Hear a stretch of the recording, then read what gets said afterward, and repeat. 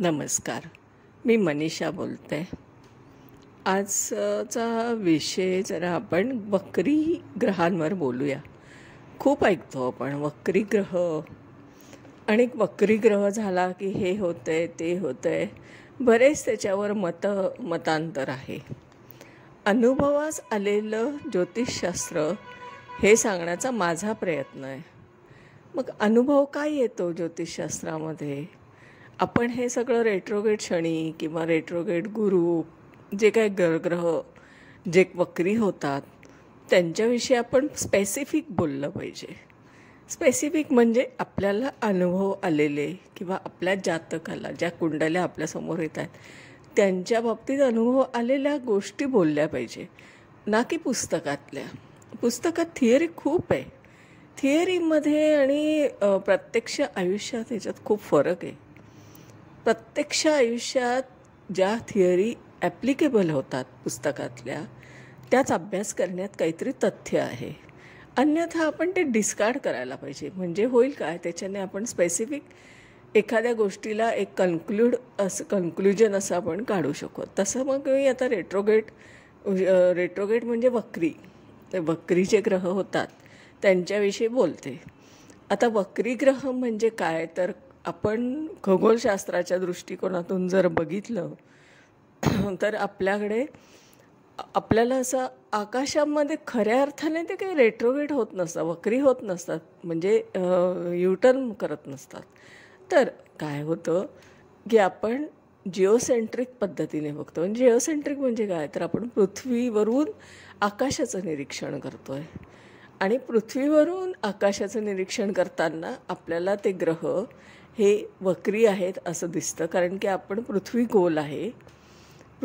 गोल असल्यामुळे आपल्याला जे समोरचं आकाश आहे, जे काही कॉस्मॉस आहे ते आपल्याला घुमटाकार दिसतं, घुमट असल्यासारखं दिसतं. आणि त्याच्यामुळे आपल्याला प्रत्येक ग्रह हा काही विशिष्ट अंतरावर गेल्यावर वक्री झाल्यासारखा वाटतो. मग आता ह्या वक्री ग्रहामध्ये स्पेसिफिक मी शनीवर बोलते. माझं शनीवर इतकं का बोलणं आहे, तर शनी हा खूप अनुभवास आलेला ग्रह आहे माझ्या दृष्टीने, की शनीला तुम्ही ओळखलंच नाही हो. शनी ग्रह हा असा नाही आहे की जो तुम्ही पुस्तकात मांडताय. मान्य आहे त्याला 2 राशी आहेत, एक आहे मकर आणि एक आहे कुंभ. मकर राशी हे त्याचं काय आहे, तर हे त्याचं स्वतःचं घर आहे. घर म्हणजे काय, जिथे आपण रिलॅक्स असतो, आपला मूड नसतो काम करायचा खूपसा, आपण ठीक आहे रिलॅक्स आहे, घरात आहोत तर काम करतो आहोत, पण ऑफिशियल असं ड्युटी माइंडेड नसतो. पण कुंभ राशीत मात्र तो ड्युटी माइंडेड असतो. म्हणजे ऑफिस आहे त्याचं. आपण ऑफिसमध्ये अलर्ट असतो, कार्य करायला अलर्ट असतो, कर्तव्य करत असतो. हा जो डिफरन्स आहे ना, हा 2 राशींमध्ये आहे, एक मकर आणि एक कुंभ. आता कुंभ राशीमध्ये आजही मी बोलते, आजच्या दिवसाला सुद्धा आकाशामध्ये कुंभ राशीतच आहे शनी. आणि त्या शनीचं भ्रमण जे कुंभ राशीतून चालू आहे तर तो वक्री झाला होता बघा, आठवत असेल तुम्हाला, किंवा पंचांगामध्ये किंवा तुम्ही यूट्यूबवर वगैरे बऱ्याच ठिकाणी वक्री शनीवर बोलले गेले. वक्री शनी झाला होता 29 जूनला 2024 ते 15 नोव्हेंबर 2024 या पिरियडमध्ये शनी वक्री होते. शनी महाराज कुठल्या राशीत, तर कुंभ राशीत, ॲक्वेरियस. मग त्यांनी अशी काय फळं दिली प्रत्यक्ष. मी अजूनही सांगते, थिअरीवर मी बोलत नाही आहे. थिअरीवर बोलायचं असतं तर मला दिवसात 5 व्हिडिओ करता आले असते. 5 व्हिडिओ मी आरामात करू शकली असती. कारण काय, पुस्तकातले घ्यायचे, वाक्य बोलायचे आणि व्हिडिओ बनवायचा, हे काही माझं काम नाही आहे. मी माझ्या अनुभवास आलेले ज्योतिषशास्त्रच सांगायचा प्रयत्न करते. त्यामुळे शनी जेव्हा 29 जूनला 2024 वक्री झालं ते 15 नोव्हेंबर 2024 होते. त्या वक्री भवनामध्ये त्यांनी आयुष्यावर काय परिणाम केला, कोणाकोणाच्या कोणत्या परिणाम आपल्या आयुष्यात झाले. कारण तेव्हा कन्सल्टिंग पण चालू होतं आणि क्लासेस पण चालू असतात. आणि माझं स्वतःचं जीवन पण आहे, माझ्या नातेवाईकांचं आहे, माझ्या फ्रेंड्सचं आहे, सगळ्यांचं आहे.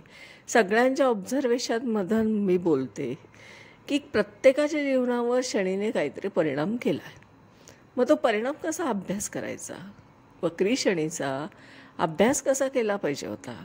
तर एक उदाहरणार्थ देते मी, की जी सिंह लग्नाची कुंडली आहे, समचा सिंह लग्न 5 नंबरने सुरू होणारी, त्यांच्या पत्रिकेमध्ये आपल्याला जी ॲक्वेरियस आहे, म्हणजे जी रास आहे कोणती, जी कुंभ रास आहे, ती चतुर्थात पडते. चतुर्थामध्ये असल्यामुळे वक्री जेव्हा झाला ना शनी, तेव्हा त्याने पंचमाशी नातं लावलं. पंचमाशी नातं लावलं म्हणजे काय, तर तो वक्री झाला म्हणून तो पंचमाकडे झाला, म्हणजे ना की तो 12व्या म्हणजे मीन राशीकडे जात होता. वक्री झाल्यामुळे पंचमाशीला. आता पंचम काय आहे, पास्ट लाईफ कर्म आहे तुमचं. पास्ट लाईफ कर्म, पूर्वसंचित पुण्यकर्म किंवा पापकर्म जे काय असेल ते. तर सिंह राशीच्या त्या व्यक्तीला अनुभव काय आला बरं.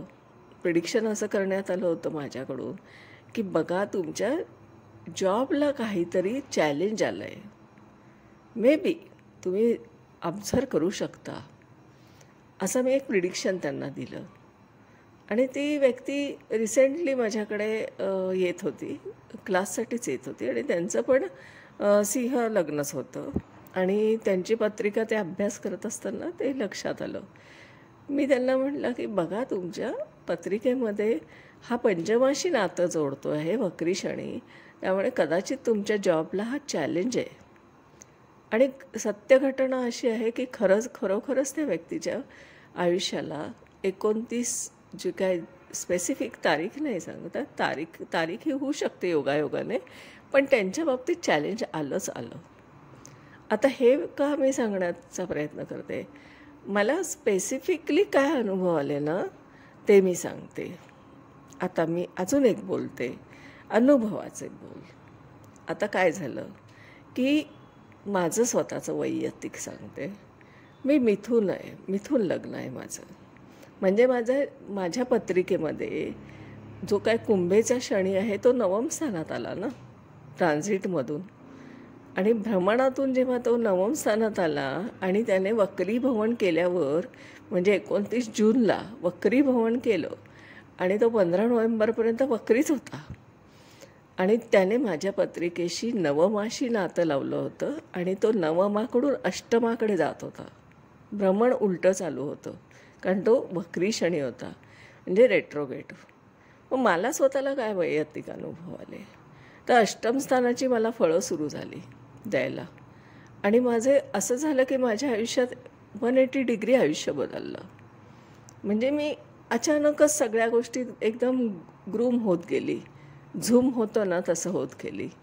आणि मी प्रचंड प्रमाणामध्ये म्हणजे आपण म्हणतो ना यशस्वी होणं, तशा पद्धतीने माझं सुरू झालं. कारणचं असं माझ्या आयुष्यात हा बदल होण्याचं कारण असं झालं की माझे जे कन्सल्टिंग होतं ते पण टॉपला गेलं. नंतर माझे क्लासेस आहे त्याला वेटिंग लिस्ट आली आणि माझ्या कन्सल्टिंगलाही वेटिंग सुरू झाली. म्हणजे माझ्याकडे प्रचंड फ्लो सुरू झाला त्या काळापासून. म्हणजे मी ज्योतिषशास्त्रामध्ये इतकी मी माझं कन्सल्टिंग आणि याच्यामध्ये मी यशस्वी होत गेले की मला लक्षात आलं की हे सगळं वक्री शनीमुळे करतं. आणि माझ्या आयुष्यातले मी खूप टप्प्याचे ऑब्झर्व केलेले आहेत की जेव्हा जेव्हा वक्री शनी किंवा एक वक्री गुरु झालेले त्यावेळेस माझ्या आयुष्यात बऱ्याच घटना घडत गेलेल्या आहेत. तर माझं स्वतःचा वैयक्तिक असा अनुभव आहे की मग ते अष्टमाशी लावलेलं नातं त्याच्यामुळे काय घडलं की त्याचं ते वक्री भवन जे अष्टमाशी नातं लावत होतं ना, त्याच्यामुळे मला एक यशाचं एक शिखर गाठता आलं. हे सगळं शनी महाराजांचं देणं आहे. देणं म्हणजे काय, आता तुम्ही विचार करा, अष्टमापासून पंचम स्थान काय आहे हे मी बोलली आहे. तुम्ही बघा, अष्टम जर आपण गृहीत धरलं, अष्टम स्थान हे जर आपण गृहीत धरलं, तर अष्टमाचा उलटापाडा जर आपण केला तर त्याचं 11वं स्थान कोणतं येतं आहे, तर सप्तम. नंतर 10वं स्थान कोणतं येतं आहे, तर त्याचं षष्ठ. आणि पंचम स्थान कुठलं येतं आहे, तर त्याचं नवम. म्हणजे परत भाग्याचं भाग्य आलं का, म्हणजे अष्टमाचं भाग्यस्थान आलं का पंचम स्थान. म्हणजे पंचमामध्ये जे पूर्वसंचित पुण्यकर्म आहे ते फळास आलं आणि मला अष्टमाची फळं मिळायला लागली. हा एक भावात भावांचा विचार आहे बरं का. आणि हे सगळं माझ्या आयुष्यात रिअली घडलं आहे, घडतं पण आहे. मला प्रत्येक वेळेस वक्री शनीचा असा अनुभव येतो आहे. आणि हा वक्री शनीचा अनुभवाचे बोलणं हे महत्त्वाचं आहे. पुस्तकाचे थिअऱ्या घेऊन व्हिडिओ बनवणं हे माझं काम नाही. मी कुठली गोष्ट थिअरीमध्ये न अडकता करते, कारण थिअरीत अडकलेलं ज्योतिषशास्त्र काढण्याची ही माझी सवय आहे. म्हणजे मी 2 अनुभव सांगितले की जे माझ्याकडे आले होते त्यांच्या बाबतीत मी जॉबचं प्रिडिक्शन केलं होतं तर ते बरोबर आलं. माझ्या स्वतःच्या आयुष्यात पण मला ते बदल दिसले. अशा पद्धतीने जर आपण विचार केला तर मेष राशीला त्यावेळेस शनी वक्री होऊन दशमाशी नातं लावत होता. म्हणजे दशमाच्या संदर्भातल्या घटना घडल्या त्या काळात. नंतर वृषभ राशीच्या बाबतीत त्याचं नातं लागलं होतं वक्री शनीचं हे नवम स्थानाशी, म्हणून नवम स्थानाच्या घटना घडल्या. मिथुन राशीच्या लोकांच्या बाबतीत म्हणजे जातकाच्या बाबतीत मिथुन लग्न, मी लग्नावर बोलते म्हणजे मेष लग्नामध्ये कुंभरास ही लाभस्थानात पडते आणि म्हणून ती दशमाशी नातं लावत होती. वृषभ लग्न असलेल्या व्यक्तीच्या आयुष्यात तो शनीचं भ्रमण होतं ते दशमातून चालू होतं म्हणून त्याचं नवमाशी नातं लागत होतं. नंतर आपण मिथुन राशी जी माझीच होतात स्वतःची त्या शनीचं भ्रमण हे नवम स्थानातून चालू होतं आणि त्याने अष्टमाशीच नातं लावलं वक्री शनीने. नंतर कर्क राशीच्या बाबतीत आपण बघितलं तर शनी त्यांच्या अष्टमातून जात होता कर्क लग्नवाल्यांच्या, म्हणजे त्यांनी सप्तमाशी नातं लावलं आहे. नंतर आपण बघितलं की सिंह राशीचं सप्तमापासून तो षष्ठाशी नातं लावत होता, कारण सप्तमात कुंभरास येते. आणि कन्या राशीचे लग्न, चंद्र राशी नाही म्हणते मी, लग्न रास म्हणते. लग्न कन्या आणि सिंह सगळीकडे तुम्ही लग्न कन्सिडर करा. कन्या राशीच्या बाबतीत त्याचं षष्ठातून चालू होतं स्थान वक्री झाला तर पंचमाशी नातं लावलं. तूळ राशीच्या बाबतीत जर बघाल तर तूळ राशीची जी लग्न आहे त्यांच्या बाबतीत काय घडलं तर त्यांचं पंचमाशी नातं होतं ते चतुर्थाकडे निघून लागलं आणि वक्री शनीचं. आणि वृश्चिक राशीच्या बाबतीत काय घडलं तर तो शनी जो कुंभेचा शनी होता त्याचं भ्रमण चतुर्थातून झालं होतं, त्याचं तृतीय स्थानाशी नातं लागलं आहे वक्री शनीमुळे. आणि धनुराशीचं काय सुरू झालं तर धनुराशीच्या बाबतीत ती कुंभरास ही त्याच्या तृतीयात पडते आणि तृतीयातून त्यांनी लावलं नातं कुठे तर द्वितीयाकडे नाही चतुर्थाकडे. अशा पद्धतीने आपण द्वितीयाकडे. आणि आपण जर मकर राशीचं बघितलं तर मकर राशीमध्ये कुंभरास ही द्वितीय स्थानात पडते, म्हणजे तिने प्रथमाशी नातं लावलं. आणि कुंभ राशीचं तर लग्नातच स्वतःचं होतं ते जी कुंभरास कुंभ लग्नवाल्यांसाठी त्यांचं व्ययस्थानाशी नातं लागलं. मीन राशीवाल्यांचं काय घडलं तर त्यांची ही जी रास आहे ही व्ययस्थानात पडत होती ती लाभस्थानाकडे जाताना दिसली. हे सगळं जे आपण बघतोय ना हे निरीक्षण हे खरं ज्योतिषशास्त्र आहे. हे आपण असं पुस्तकातलं घेऊन नुसतं वक्री शनी हे करतो आणि या कुंडली ते तुम्ही घ्या, पुस्तकातल्या कुंडल्या घ्या किंवा कोणीतरी ओळखीच्यांच्या कुंडल्या घेऊन तुम्ही शिकवतायत तर त्या शिकवण्याला काही बेस तर पाहिजे ना टॅली करायला.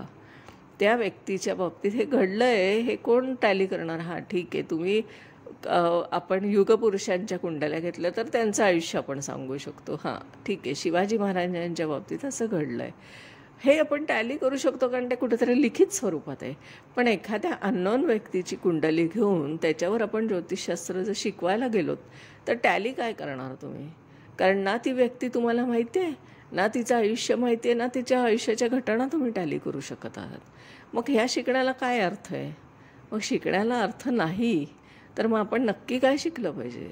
तर आपल्याला प्रत्यक्ष ती व्यक्ती आहे जी आत्ता आहे आणि तिच्या बाबतीत असे अनुभव आलेले आहेत आणि स्वतःच्या आयुष्यावर पण असे परिणाम झालेले आहेत. कारण बघा वक्री शनीचा परिणाम सगळ्याच पृथ्वीवासींवर होणार आहे, तर माझ्यावर का नाही होणार? मग मी माझ्या बाबतीत पण बोललं पाहिजे ना की माझ्या बाबतीत ही घटना घडली आहे. हे स्पेसिफिक बोलणं आणि हे अनुभवाचं सांगणं हे खरं ज्योतिषशास्त्र आहे, ना की पुस्तकातल्या थिअऱ्या घेऊन शिकवणं. ना की कुंडल्या घेऊन शिकवणं पुस्तकातल्या. काय अर्थ?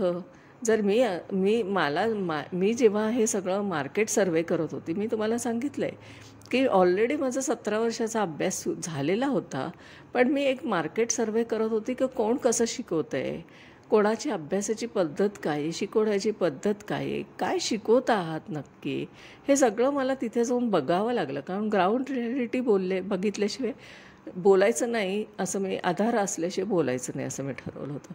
मग मी अशा पद्धतीने एक गुप्तपणे, म्हणजे मी कोणीतरी मला काहीच ज्योतिषशास्त्र येत नाही अशा पद्धतीने क्लासेसला गेलेली आहे.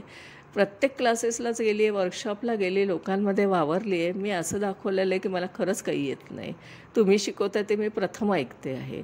अशा भावनेने मी एक विद्यार्थी बनून मी त्यांच्यामध्ये आली, गेली, मिसळली आणि मी अज्ञान असल्यासारखी दाखवत गेली आणि ऑब्झर्वेशन करत गेली की नक्की हे शिकवतात म्हणजे काय शिकवत आहेत, यांचं काय शिकवणं चाललं आहे किंवा काय शिकवणार पुस्तकातलं. का ऑलरेडी मी सगळं स्टडी करूनच स्वतः उभी राहिलेली होती तिथे. आणि मग त्याच्यातून माझ्या असं लक्षात आलं की सगळ्या पुस्तकातल्या कुंडल्या घ्यायच्या. मग मला श्रीमती इंदिरा गांधींची कुंडली शिकवण्यात आली. लक्षात घ्या, माझ्या कुंडलीत असे काही योग आहेत का की मी प्राईम मिनिस्टर बनणार आहे? काही संबंध आहे का त्या गोष्टीचा? त्यांच्या पत्रिकेमधले असलेले ग्रहयोग आणि माझ्या पत्रिकेत असलेले ग्रहयोग, माझ्या पत्रिकेत असलेले नक्षत्र, राशी, नवमास हे अतिशय वेगळं आहे. जर मी त्यांची कुंडली सोडवलेली आहे तर माझ्या आयुष्याची कुंडली मला सोडवता येणार आहे का त्या पद्धतीने? तर अजिबात नाही. म्हणून मी सारखं सांगते की वारंवार सांगते की पुस्तकातून बाहेर या, थिअरीतून बाहेर या.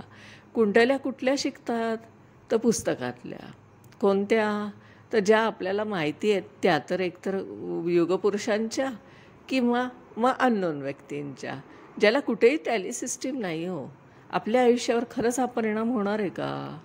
आणि अशा व्यक्तींच्या कुंडल्या घेऊन आपल्याला अप्लाय करता येणार आहे का स्वतःच्या आयुष्यावर? कारण योग वेगळे आहेत, नक्षत्र वेगळे, अंशात्मक फरक आहे. चंद्रकेतू युती यावर मला बोलायचं आहे आता. केतू युती ही काय परिणाम करते आयुष्यात हे मला कन्सल्टिंगमधून कळलं आहे. आणि मला जेव्हा मी स्वतः अभ्यास केला, रिसर्च केला, तेव्हा ते कळलं आहे. जसं मी चंद्रशनी युतीवर बोलली आहे, ही चंद्रशनी युती ही अनुभवास आलेली आहे, तसं चंद्रकेतू युती ही पण अनुभवास आलेली आहे.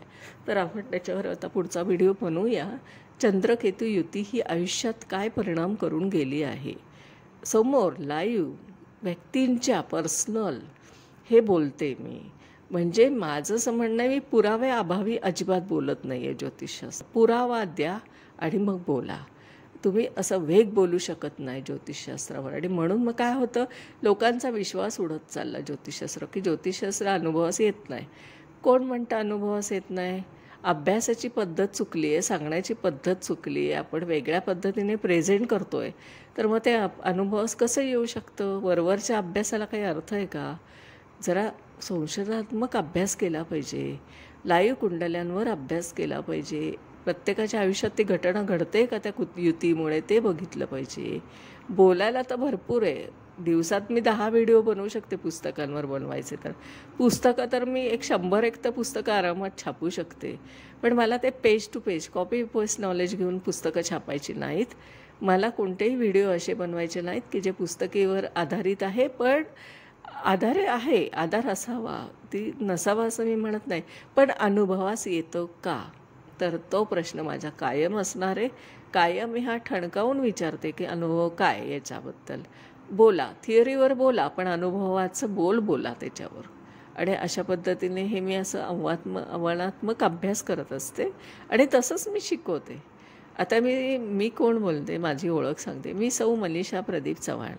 मी आदित्य गार्डन सिटी, वारजे, पुणे येथे राहते. माझा मोबाईल नंबर आहे 9763787646.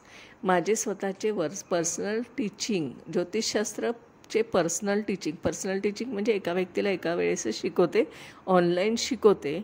त्याची माहिती हवी असेल डिटेलमध्ये तर तुम्ही मला कॉल करा. कन्सल्टिंग पण माझं चालू आहे. कन्सल्टिंगसाठी म्हणजे 2 दिवसाचे 3 दिवसाची वेटिंग लिस्ट असते. तुम्ही 3 दिवस आधी मला जेव्हा दिलं तेव्हा मी 3ऱ्या दिवशीची अपॉइंटमेंट तुम्हाला देत असते. कारण मी वरवर अभ्यास करून उत्तरं देत नाहीत. हे तुम्ही गुगल रिव्ह्यूवर पण वाचू शकता की त्याच्यावर मी लोकांनी ज्यांनी पत्रिका ज्यांनी माझ्याकडून मार्गदर्शन घेतलं आहे त्यांचे रिव्ह्यू आहेत रियालयमध्ये, त्यांनी ते टाकले आहेत. मी कुठली गोष्ट यूट्यूबवर पण करताना मी कोणताही सबस्क्राईब करा किंवा हे करा असं काही सांगत नाही. का तुम्हाला पटलं, तुम्हाला भावलं तर तुम्ही कॉमेंट्स करा, तुम्हाला इच्छा असेल तर तुम्ही लाईक करा. माझा आग्रह नाही, कारण जे काय आहे ते अनुभवाचे बोलते. तुम्हाला पटलं तर नक्की करा, नाही तर ठीक आहे, काही हरकत नाही. मी तर बोलत राहणार आहे, मी तर सांगत राहणार आहे. मला हे अपेक्षा नाही करायची की तुम्ही काही माझ्यासाठी करावं. मला फक्त खऱ्या अर्थाचं ज्योतिष, खऱ्या अनुभवास आलेलं ज्योतिष हे जनतेसमोर आलं पाहिजे. आणि म्हणून मग ज्योतिषशास्त्राकडे बघण्याचा दृष्टिकोन लोकांचा बदलणार आहे. आणि लोक जास्तीत जास्त तरुणाई ही ज्योतिषशास्त्र शिकण्यास उत्सुक राहील आणि लोक पण त्याचं मार्गदर्शन घेण्यासाठी उत्सुक असतील. अशा पद्धतीने एक माझे प्रयत्न चालू आहेत. तर माझी कन्सल्टिंग सर्व्हिस म्हणजे ज्योतिष मार्गदर्शन सल्ला केंद्र माझं चालू आहे आणि माझे क्लासेस पण चालू आहेत. तर क्लासेससाठी म्हणजे प्रिडिक्शनचे क्लासेस आहेत, थिअरी विथ प्रॅक्टिकल. याच्यासाठी डिटेल माहिती काढण्यासाठी आपण मला कॉल करू शकता. आजच्या दिवसात इथे थांबते. उद्या मी चंद्रकेतू युती याविषयी बोलणार आहे. त्यावर मी माझे स्वतःचे अनुभवाचे बोलणार आहे. अनुभवास आलेल्याच गोष्टी बोलायच्या आहेत, त्याच्यामुळे त्याला जरा एक अभ्यास करून व्हिडिओ बनवावा लागतो आहे. तर ठीक आहे, उद्याच्या दिवसासाठी आपण वाट बघूया. मी उद्या या विषयावर बोलते. आजच्या दिवसासाठी इथेच थांबूया. धन्यवाद.